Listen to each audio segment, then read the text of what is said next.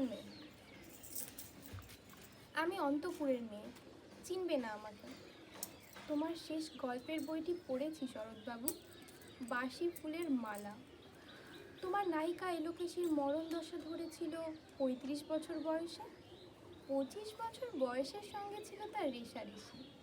দেখলেম তুমি মহাদশায় বটে, জিতিয়ে দিলে তাকে।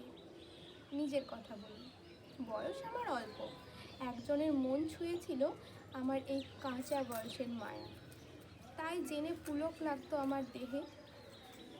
ভুলে গিয়েছিলাম অত্যন্ত সাধারণ মেয়ে আমি। আমার মতো এমন আছে হাজার হাজার মেয়ে, অল্প বয়সের মন্ত্র তাদের যৌবনে। তোমাকে দোহাই দিই, একটি সাধারণ মেয়ের গল্প লেখো তুমি।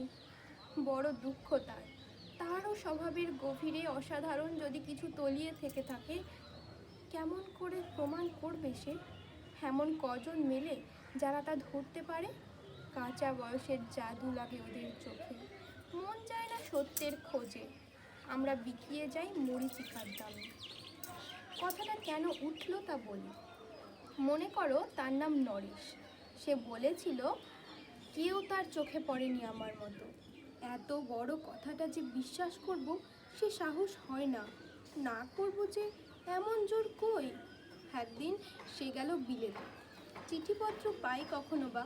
মনে মনে ভাবি, রাম রাম, এত মেয়েও আছে সে দেশে, এত তাদের ঠেলাঠেলি ভিড়, আর তারা কি সবাই অসামান্য?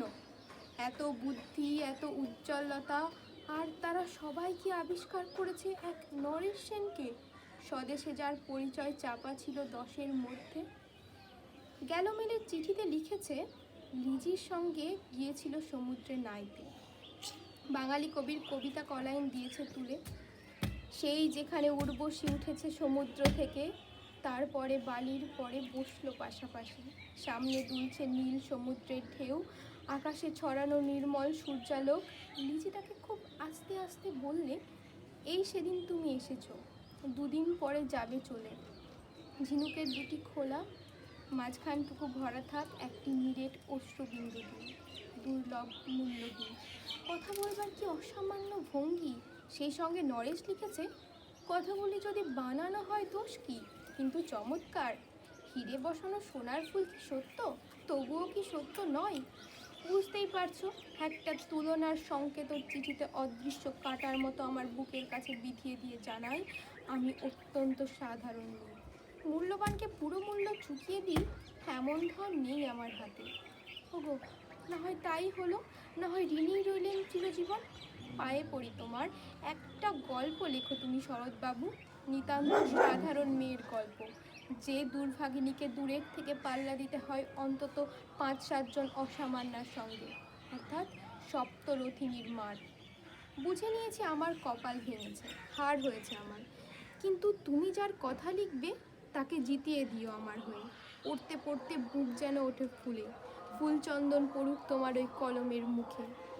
তাকে নাম দিও মালতী, ওই নামটা আমার। ধরা পড়বার ভয় নেই, এমন অনেক মালতী আছে বাংলাদেশে। তারা সবাই সামান্য মেয়ে, তারা ফরাসি জার্মান জানে না, কাঁদতে জানে। কি করে জিতিয়ে দেবে? উচ্চ তোমার মন, তোমার লেখনী মহীয়সী। তুমি হয়তো ওকে নিয়ে যাবে ত্যাগের পথে, দুঃখের চরমে শকুন্তলার মতো। দয়া করো আমাকে, নেমে এসো আমার সমতলে। বিছানায় শুয়ে শুয়ে রাত্রির অন্ধকারে দেবতার কাছে যে অসম্ভব বর মাগি, সে বর আমি পাবো না, কিন্তু পাই যেন তোমার নায়িকা। রাখো না নরেশকে 7 বছর লন্ডনে, বারে বারে ফেল করুক তার পরীক্ষায়, আদরে থাক আপন উপাসিকা মণ্ডলীতে। ইতিমধ্যে মালতী পাশ করুক MA কলকাতা বিশ্ববিদ্যালয়ে, গণিতে হোক প্রথম তোমার কলমের এক আঁচড়ে। কিন্তু ওখানেই যদি থামো, তোমার সাহিত্য সম্রাট নামে পড়বে কলঙ্ক। আমার দশা যাই হোক, খাটো করো না তোমার কল্পনা, তুমি তো কৃপণ নও বিধাতার মতো।